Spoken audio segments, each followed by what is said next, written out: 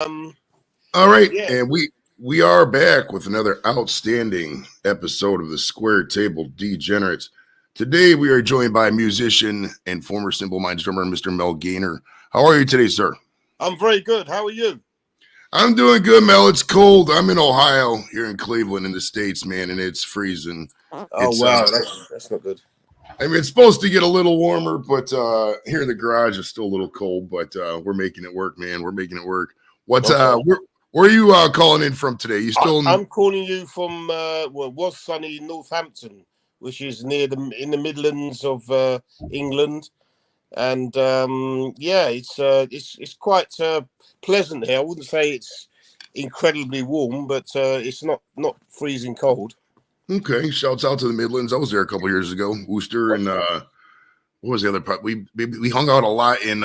It was Worcester. Worcester was my buddy Butoof lives in Worcester. Real Okay, good. yeah, I know Worcester. Yeah. Mm-hmm. All right, so the internet tells me you were born in London, like a '60s baby. What sorts of things did you do to pass the time as a youth in the days before like cell phones and internet when you was like a kid growing up? Well, I've done many things. I mean, just to hang out and be part of civilization. But I was locked into music at an early age of around about 11, and I started to get into playing drumming at that age. Okay. What did your parents or your caregivers do for a living? My father was an engineer, but he was also a trumpet player. And my mother was a factory worker, but she's also a singer.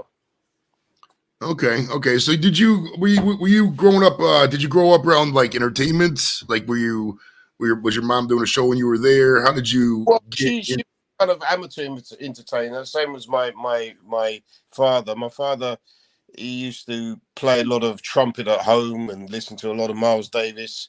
My brother was a professional musician, so that's where I got the kind of entertainment gene from, and he played with everyone from Stevie Wonder um, to Eddie Grant. So he was quite an accomplished musician. Okay, so were you meeting any celebs from a young age? And I mean, proverbial celebs, but like, were you meeting? How old is your brother? Older than you? I'm assuming. How old is he? 8 years older, yeah. Okay, so were you meeting any kind of people rolling through London that were touring? Any popular musicians of the time? Anything like that? Not really, apart from Stevie Wonder. I mean, I got to hang with backstage with Stevie Wonder for a while, so that was quite exciting. And my brother played a lot of dates with a lot of other cabaret artists, so I used to join him a lot on those sort of dates. Okay. Now, what was high school like for you? Were you into any sports at all, or were you just kind of all into the music at that point? Yeah, no, I was all into music, but I played a lot of rugby at school. I played oh god, I played a lot of tennis, cricket, hockey. So I was quite a sportsman in my school time. But it was the love of music that took me in another direction, as it were. Okay. What sorts of music? I mean, you talk about Stevie Wonder. Obviously, Stevie Wonder is a good influence. But were you into like the Motown at that time? Were you into like the punk rock when you were Yeah, first? I was into everything. I was into a lot of jazz fusion at the time. I was into a lot of soul music. Marvin Gaye, Isaac Hayes, Stevie Wonder. You name it, I was into it. Donny Hathaway was a big influence on me at an early age. But yeah, no, I was into a lot of drummers as well. I used to follow a lot of drummers. Who used to play up. So that was the main influence, drumming. Billy Cobham, Steve Gadd, Lenny White, Tony Williams. A lot of drummers at the time. Okay, were you already drumming in high school, or did you like think about any other instruments, or were you kind of like set on the drums as you were getting out of high school? No, I was into drums heavily in high school, and then up until the day I left, I was the day I left school, I went straight into a cabaret outfit called the Flirtations, a bit like the Supremes, but on a British level. And yeah, we toured a lot with that outfit. Okay.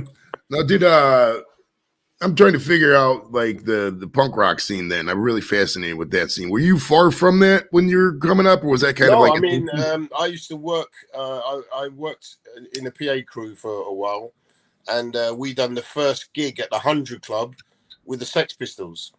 So I was right in the thick of punk music at that time, and that was kind of quite intense. Let's say intense music.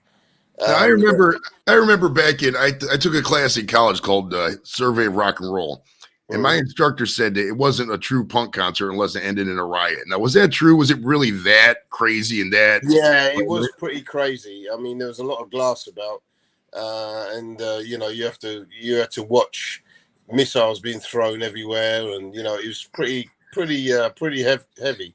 It didn't really amount to much in the end because everybody dispersed in a kind of orderly fashion. But within the gig, it got quite heavy, got quite intense. That's the prelude to today's mosh pits. I never really got into the mosh pits because like I was too old by the time I really was aware of it. But man, I mean, just testosterone to the nth, man. Just everybody running into each other and just crazy. And were there battles? I mean, did people get in fights? I mean, what was some of the more memorable things you can remember from that era? Well, yeah, I mean, I guess a lot. I mean, I wasn't actually involved in fights, but I saw a few of them go on, and even up to the time I was with Simple Minds, we saw like some people getting into fights at the side. I guess they were drunk or whatever. So yeah, obviously it does go on, and it still does. Now, before we get into the Simple Mind stuff, it says you played as a session drummer for the likes of Brian May, Gary Moore, Elton John, Lou Reed, Tina Turner, Meatloaf, The Pretenders, Jackson Brown, Little Steven, Incognito, Light of the World. First off, how did you get a job as a session drummer? Was it because of you knew your brother and he just kind of got you in with people, or did you just kind of hang out and start playing? Well, I was kind of hanging out in London and hanging out in a lot of the clubs where a lot of the musicians hung out, and a lot of producers kind of took a shine to me and said, "Listen, come and play for me in the session," and got into the session circuit, and just began as a session player. And those days was, I guess you jammed your way in. You jammed your way into certain projects, and you could find that you could you know get signed up to play an album, to play on various sessions, and then your let's say recommendation went to the next producer, onto the next producer, and you were recommended to play many sessions. Now, were you like primarily one place, or did you just kind of travel where they needed you? How'd that work? It's pretty much predominantly in London. So at one point I had about 3 kits in different studios because I was jumping to all into different studios, playing different sessions and checking out different producers and yeah, that was pretty much the scene at the time. Okay, were any of those bands in them early session days, or any of those artists that were particularly memorable that you were starstruck by, or was it kind of just Eddie? This was just a job at that point.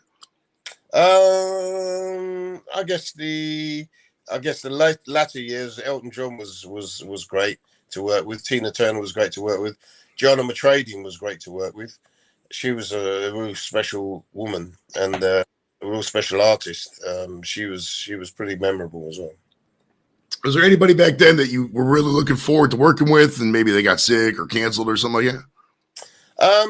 No, I think everybody turned up on time and everybody was in good health. So, no, I didn't get cancelled of any jobs. I think not to my memory. No. Okay, that's good. Now, it says early on you worked for a rock band named Samson, which was headlined by later Iron Maiden vocalist Bruce Dickinson. Yeah. Mm-hmm. Now, did he get the Iron Maiden job first, and that's what caused the band to disband, or what happened? What ended up happening to Samson? Well, from my recollection, we played the Reading Festival, which is pretty much the last gig I'd done with them, and then he got cherry picked by the Iron Maiden organisation to come and join Iron Maiden, and that was the end of him. I mean, he just left and obviously was a global superstar, but that stemmed from playing at the Reading Festival, and everything just went from there. Okay. Now, what connections caused you to be able to get the drummer job for Simple Minds? And was there any weird or cultural differences, considering all these guys are Scottish and you're just a kid from London coming up? No, I mean I was a session musician, like we discussed in London, and I played for a band called Heatwave Okay. at the time, and the engineer on that session was a guy called Peter Walsh, who was producing Simple Minds, and he said, "Would you like to come and play for this new Scottish band that I'm producing?" And I was like, "Yeah, sure. I come and play. It's a session." So I turned up, and lo and behold, the guys were there, and we got on very well. I ended up playing on more than three quarters of the album, and ended up replacing Mike Ogletree, who was the drummer at the time. So I ended up staying with the band. Okay, were you guys touring regionally at that point? Did you like hop in right away, or was it still kind of around London? What was the early days like? I kind of hopped in at that stage, and then we started to tour UK first, and from the UK we went to Europe with that album as well, and we just started to tour around the world, and it was great success. Was there any hardships or anything you didn't anticipate going into this band? Or was it kind of just seamless? It seemed like it was you just got in and hit the ground running. Yeah, to hit the ground running for sure. And no, it was just the time when the band was coming up and trying to was getting successful, and I hit the right place at the right time, as it were. So it was a good situation to be in, and it just happened to be that was the time when the band became successful. And we had the number one with "Don't You Forget About Me" in the latter years, and we just started to really rise up from there. All right, we got a question from Dorito. He says, "New wave or ska? Which is your favorite out of those two genres?" New wave or ska? Ska, Jesus. Well, I don't really recall playing a lot of ska, but new wave was good. New wave was a vibe, but I prefer more rockier versions of that scenario. All right, now the song "Don't You Forget About Me." Did this song stick out for you initially as one that would like blow up, or was it just kind of one of many songs at the time off that album? It was a single which was for the soundtrack Breakfast Club, and it just we recorded the song, and everybody was so elated with it, and it got on the soundtrack, of course, and it got to number one, and we rode off the success of that with the next album, Once Upon a Time, and Alive and Kicking followed that. So it was a momentum in the Simple Minds career, which launched them to the bigger stage. You answered my next question about the song. I was wondering if you did it before they did it for the soundtrack. So you guys actually performed this for the movie? Yeah, we did. Yeah, it was a one-off for the movie. Yeah. Okay. Did you get to attend the premiere in Hollywood at all of the movie, or no? No, we didn't actually. We didn't get to attend that premiere, but we attended a premiere in London. Okay. A small premiere in London, which was quite an achievement, and that was great. It was really good. Yeah. Yeah, okay. It was quite an achievement. Do you personally like the movie? I loved the movie. I thought the movie was great. I mean, it was obviously about five delinquents who get kept behind after school in detention, and it was about their journey and their characters, and I thought it was great. I thought it was fantastic. It's one of the best coming of age. You'd be surprised how much of a cult classic Breakfast Club is in the States. Oh, we love it. Everybody loves that movie. It's generational now. Like, I'm showing it to my kids and stuff. It shouts out to my daughter. This is random as hell, but my daughter Nikki has Saturday school because she pulled her phone out in class and got caught, so she has to do Saturday school this weekend. Okay. Most coincidental timing in the world. So shouts out to my daughter for fantastic. Shout out to Nikki.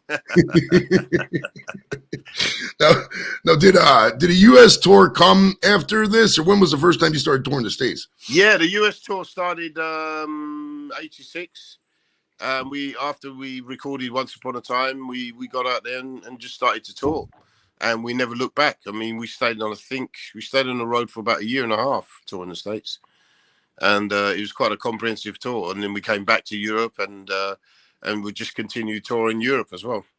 Was there any cities in the States that stuck out as like, this is really hard to get to, or this is kind of boring, there's nothing to do here? No, I think all the cities, let me think. All the cities in the States are great. I mean, Chicago, St. Louis, obviously New York, Los Angeles, all the stuff in between, the Midwest. It was great. I loved it. Absolutely loved it. New Orleans, it was just such a buzz. Such a buzz. Was there any venues, any cities you were just like, okay, I really like this town. This is a cool vibe here. This is my kind of town in the States? Yeah, I guess San Francisco was cool. LA, I particularly liked. The Universal Amphitheater there was just buzzing. I mean, that's a great gig. But I love touring the States. Love it. I would tour there tomorrow if I got the chance, and we certainly will get the chance, I'm sure. Yeah. Now, Live Aid in Philadelphia. Did you think Live Aid was going to be that big? And do you think that we as a world, we as a Western civilization, could pull something like that off again? I doubt that will ever happen again. I think that was a one-off, and it was such a buzz to play. Being presented by Jack Nicholson on stage was just like surreal. It was an incredible experience. Absolutely incredible. 100,000 people. Does performing in front of 100,000 people ever leave your head? I mean, that's just mind-boggling, man. I mean, I got 12, 20 people watching my shows sometimes. I've done comedy shows maybe in front of 100 people, but like 100,000 people. Does that ever? I mean, it was mind-blowing. Absolutely mind-blowing. I mean, it was incredible to witness that sort of stuff, and to be a part of that history. I mean, unbelievable. Now, do people ever come up to you in public and recognize you from either the video or anything like that, or are you kind of anonymous at this point? I'm pretty much anonymous at this point, and I think that's going to change anytime soon with the new record coming out, and hopefully people will start to recognize and get in and start to realize what's going on. Now, what eventually caused you to part ways with Simple Minds and do your own thing? It was kind of, I think there was a little bit of a lull in the band, and I think they went off in an acoustic route for a bit, and I just decided to go off and do some other stuff and get into singing, and we just kind of parted waves. But who's to say we won't get back and do something? Now, did you have any other jobs that weren't music related along the way to help you out, pay the bills, that kind of thing? Nope. It was always music. I kind of fell back into playing with my old band's Imagination, and I became Imagination's musical director. So that kept me. That still keeps me, playing a lot and touring the world. Now, when was the last time you were in the States? Did you go to Cleveland at all? And if so, were you there when the Rock Hall was built? No, I don't. I haven't been to Cleveland for years and years, so I'd love to go back and check it out and play the Rock Hall. Oh, you would love the Rock Hall. It's beautiful. Not right now because it's really cold, but like when summer months when it's nice out, it's a jam down there. You'd love the Rock Hall, my friend. Wow, sounds great. Fantastic. Sounds great. I have there been any like video games or compilations that have been works of yours that you have been included in, that you've enjoyed? Like, obviously the song is one of the more popular ones, but is there anything you've done that's been in like a video game? You're like, oh, that's me, or something like that? Yeah, there's been many. I think there's Grand Theft Auto we're in, and that was All the Things She Said, I think, is in that game. So that's something which is really cool. And Don't Use been used for a lot of games as well. So we've been in there a lot. It's funny, Mel. I was just in the other room right before we were coming on, and I was in there and I was talking to wife and Nikki, and there's a Lay's chip commercial with "Don't You Forget About Me" on it. I was like, yeah, I got that talking to that guy in a couple of minutes. Oh, really? Why? Wow, that's fucking that's fantastic. That's so, fantastic. so Wavy Lay is Frito Lay out of Plato, Texas. I'll probably be seeing you guys. Absolutely, yeah, yeah, absolutely. Residual check or something here. That's great. Yeah. All right, now, what is your personal, besides the upcoming stuff? Do you have anything that you worked on? Not necessarily it's the most popular, but it's the favorite that you've done, you personally that you've liked. To be quite honest, there's been a few what I've liked. Sorry, I'm just trying to get my battery charger because my battery's running out. It's yeah, there's been a few. There's been a few bits and pieces. But it's favorites. I don't really know. I mean, you know, I don't really go for favorite items as such. I think they're all good. You know. I think they're all good. They've all got their magic. Let's say they've all got their magic. All right, we got a question from Shredda. He says, "Have you ever met Gordon Ramsay or eaten at his restaurant?" No, I haven't actually. I'd love to meet Gordon Ramsay because he's such a character. So yeah, I'd love to hook up and meet him, and we could do some swearing together. Now we got a question from Randy. He says, "Do you got any good groupie stories? Tell us about some groupies." To be quite honest, I never really indulged in groupies because we never had any time. I mean, we turned up at the gig, done the gig, and then done the gig, and then went to the next city, and we just continued and done that. So the groupie stories never really entered into my profession because I was too knackered, number one, and number two, I knew that we had to get up early next day, so we just used to leave the venue and go. So this is kind of like just a regular job after a while. I mean, with the touring, I mean, you would do like one city, then have just enough time to sleep, and then go right to the next one, pretty much. That's right. It's quite intense. You don't really get time to hang out a lot. And if we did hang out, it was a day off, and that day off we usually use to sleep and recuperate because it's such a hard job, being on stage, and especially for me playing drums for 2 hours was no easy feat. 2 hours. What's the this is a random question I just thought of. What's the longest you've ever played? Have you like done like a 3-4 hour thing, or I mean, well, the longest I've ever played was a drum marathon that I did here in the UK, and that was 12 hours. And that was 12 hours of intense drumming. Obviously, we took breaks, but it was 12 hours of intense drumming. What is there a specific body part that starts to hurt most after drumming that long? I think your arms start to get tired. Your feet not so much because they're bigger muscles, but your arms definitely start to get weak. Definitely get weak. Absolutely. All right, tell me about this debut solo project you composed called Run. What is the inspiration for this song? Well, the inspiration for Run was just really, thinking about a guy who wanted to leave his responsibilities, and he just wanted to get out of, what he was doing at the time, and he just wanted to run away, and that was the vibe behind Run. And it was it's quite an eclectic song, and it's got a lot of folk bass in there, as well as it's a kind of a rocky country song. So I'm expecting it to try to maybe if we're lucky, try to get into the country charts. Okay. Because it would suit that very well.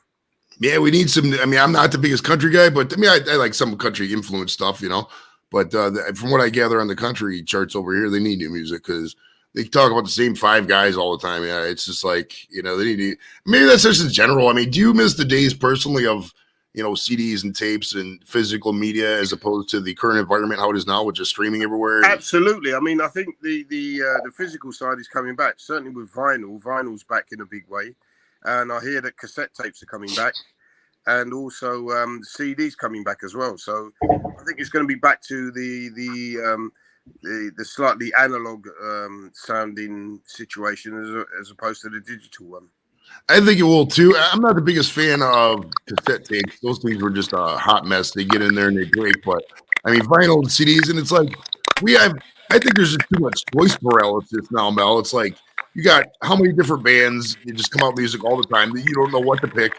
You go on the radio, they're still playing their songs and stuff from 40 years ago. There's nothing new. You know what I mean? Yeah, I mean, it seems to you know I mean, as far as like there needs to be some fresh input into the musical genre, you know, and I think certainly with this album, I think there's going to be a lot of there is a lot of different influences on the album, but I think this is going to be a fresh listen to the ears of a lot of people. How many songs are on the new album?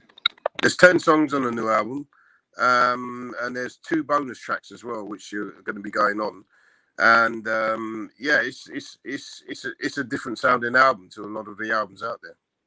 Okay, is there going to be a video? Did you do a music video for Run yet, or no? We haven't done a video for Run yet, but as soon as we get a demand to do one, we'll do one, of course, which would be fun to do.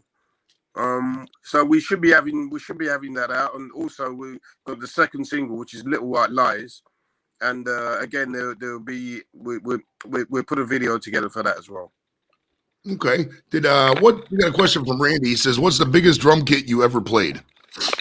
Biggest drum kit I've ever played. Well, I've sat behind Billy Cobham's drum kit, and that was played that. That was quite a big drum kit. But back in the '85 period, I played a big drum kit as well. I played, let me see, 5, 6, 7, 8 toms, 2 bass drums, 2 snares. So that was a fairly big kit. How many? This is a random question I just thought of. Do you personally have a giant collection? How many drums do you own personally? Right. I mean, I own at the moment about 7 drum kits, and I've got about 20 snares. So I've got quite a selection of drum kits, but I don't like to store too many because you run out of space. You need a big warehouse to store a lot of drum kits. It's not like guitars. You can store like 100 guitars in one room, but you can't store 100 drum kits in one room. Right. Got a question from Shred. He says, "What songs did you have the most influence on because of writer's block? Songs that was built the best." Oh, basically, was there any songs that were written for you or that you? I don't know. The question's kind of odd, but has there been any projects that have been written just for you, or with you in mind, kind of thing? I don't know. I guess that's his question. Not really. No. I mean, it's either I write songs myself. I don't think there's been any songs which are written for myself. I mean, no, not really. No. Now, do you like performing better or songwriting better? I like both. Both processes are great, but I mean, when you get out there in front of a crowd and play to a live audience, I mean, there's nothing better. Nothing better. Oh yeah, 100%. Now, do you have anything else to promote? And wait, hold on, we got another question here. What is your personal favorite drummer? Oh, that's a hard one. I have many. To be quite honest. I mean, I love Steve Gadd. I love Billy Cobham. I love Narada Michael Waldron. I don't know.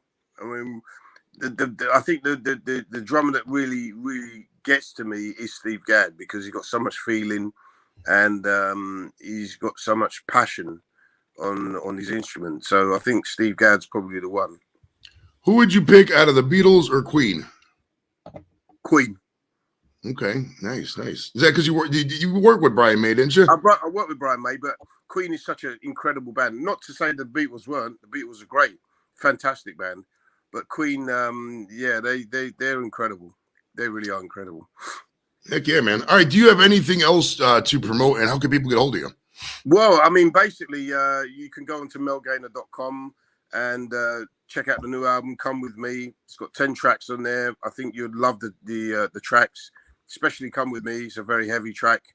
So, yeah, go out and check it out.